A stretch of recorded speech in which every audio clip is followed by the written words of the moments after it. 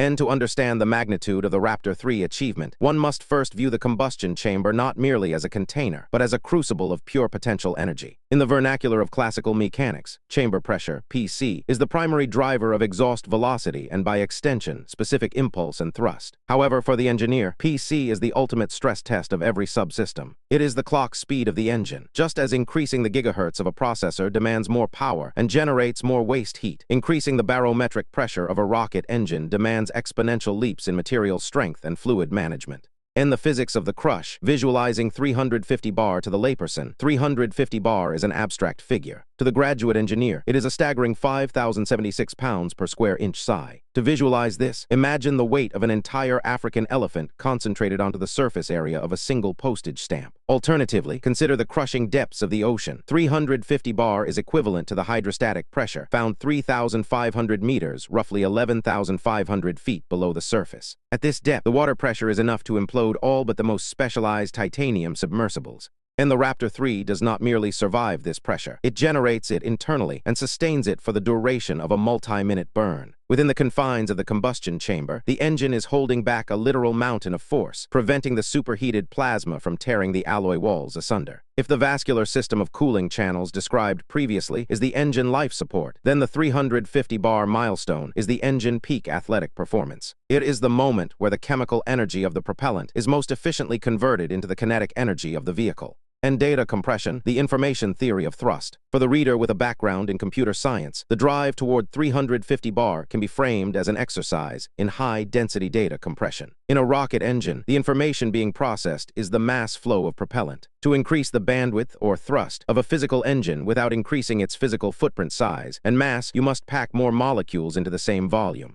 And by pushing the chamber pressure to 350 bar, SpaceX is essentially increasing the bit density of the combustion process. High pressure allows for a smaller throat diameter for the same mass flow, which in turn allows for a higher expansion ratio in the nozzle. This is the hardware equivalent of moving from a 1080p stream to a 4K stream over the same fiber optic cable. The signal is the thrust, and the compression algorithm is the full-flow staged combustion cycle.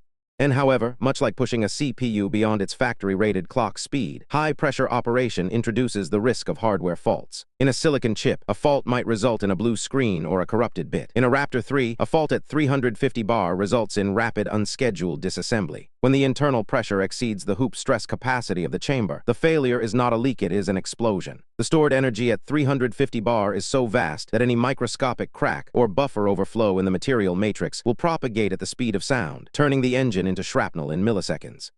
In the prerequisites, building the stack for 350 bar, the 350 bar milestone did not happen in a vacuum. It was the culmination of the technological dependencies established in the previous chapters. To reach this level of atmospheric force without the casing splitting like an overinflated balloon, SpaceX had to satisfy three primary engineering prerequisites.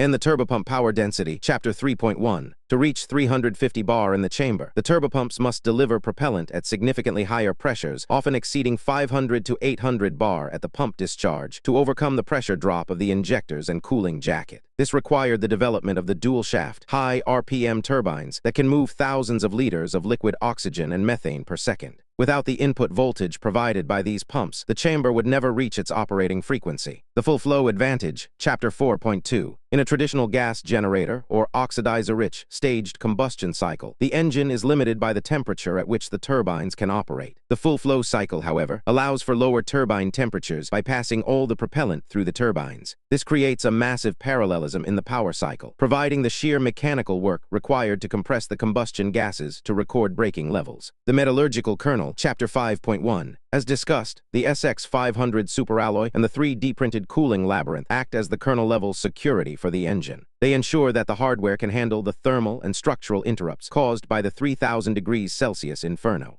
In the trade-off, the pressure-volume paradox. In aerospace design, every optimization comes with a penalty. The pursuit of 350 bar is a calculated gamble against the laws of thermodynamics. The primary benefit is volumetric efficiency. A high-pressure engine can be made smaller and lighter for a given thrust level. This reduces the dry mass of the Starship, which, according to the rocket equation, exponentially increases the payload capacity to orbit. And however, the penalty is the extreme thermal flux. As pressure increases, the density of the gas increases, which in turn increases the rate of heat transfer to the chamber walls. At 350 bar, the heat flux is so intense that the boundary layer, that thin film of cooler gas that usually protects the wall, begins to break down. And this is where the Raptor 3 moves from standard engineering into extreme physics. To maintain a 350 bar environment, the engine must utilize film cooling in conjunction with its regenerative channels. This involves injecting a small percentage of cool methane along the inner diameter of the chamber wall. In software terms, this is a cache over provisioning strategy. You are sacrificing a small amount of efficiency, propellant that isn't fully burned, to ensure the liveness of the system, the wall not melting.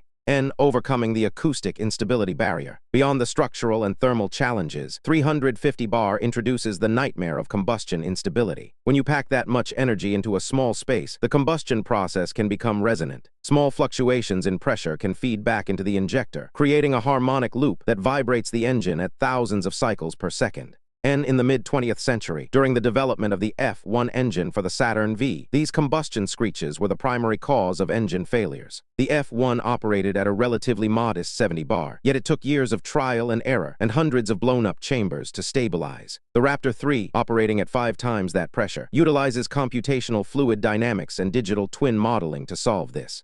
And SpaceX engineers use acoustic dampers, essentially physical low-pass filters, built into the injector plate to quench these pressure waves before they can propagate. By treating the combustion chamber as an acoustic cavity, they can tune the geometry to ensure that the noise of the 350 bar explosion is destructively interfered with, resulting in a stable, clean burn. This is the hardware version of active noise cancellation. In the milestone as a paradigm shift. When the Raptor 3 finally hit the 350 bar mark on the test stand at McGregor, it wasn't just a victory for SpaceX, it was a system update for the entire aerospace industry. For decades, the Russian RD-180 was considered the gold standard of rocket engines, topping out at approximately 267 bar. Many Western engineers believed that 300 bar was a hard limit of material science, the point where the weight of the reinforcement required would negate any gains in thrust. And SpaceX proved that this was a software limitation, not a hardware limit. By using additive manufacturing to place material only where the stress vectors demanded it, they broke the 300 bar barrier and pushed deep into the 350 bar regime. And this milestone fundamentally changes the architecture of Mars exploration. Because the Raptor 3 can achieve such high pressures, the Starship can carry 33 engines on its super heavy booster without them becoming a mass liability. The high PC translates directly into a higher thrust-to-weight ratio, allowing the vehicle to fight gravity more effectively during the initial seconds of launch. And the zero-margin philosophy. Achieving 350 bar also reflects a shift in risk management. In traditional aerospace, you design for a factor of safety of 1.5 to 2.0. In the high-pressure world of the Raptor 3, those margins are a luxury the mass budget cannot afford. Instead, SpaceX uses probabilistic design. And rather than making the wall twice as thick as it needs to be, they use high-fidelity sensors and in-situ monitoring to understand exactly where the stress is. They design the engine to operate right at the edge of the envelope, trusting in their manufacturing compiler, the 3D printers, to produce a part with zero defects. It is a zero-trust approach to hardware. Don't trust the material to be stronger than it is. Trust the design to be smarter than the stress. And this philosophy is what allows the Raptor 3 to be a production engine rather than a laboratory curiosity. While other agencies might reach 350 bar in a single, instrumented work of art prototype, SpaceX is compiling these engines at a rate of one every few days. The 350 bar milestone is thus a testament to the scalability of extreme engineering. And from pressure to performance, as we look toward the future of the Starship program, the 350 bar milestone serves as the foundation for everything that follows. It is the high-pressure bus upon which all other engine applications run. Without this internal force, the engine could never achieve the vacuum performance required to reach the red planet, nor the sea-level punch required to lift the heaviest flying object in human history off the pad at Starbase. And the mastery of this pressure regime represents the transition of the Raptor from a developmental beta into a stable release. It proves that the vascular system of cooling and the superalloy matrix are not just theoretical improvements, but proven solutions to the most violent environment in engineering. And however, pressure is only half of the equation. To truly understand why the Raptor 3 is the apex predator of the rocket world, we must look at how this pressure is converted into movement. This leads us to the final metric of the engine's physical efficiency, the ratio of the force it produces to the mass it carries. If 350 bar is the potential, then the next step is the kinetic reality of 6.2 thrust-to-weight ratio, the most efficient lifter in history.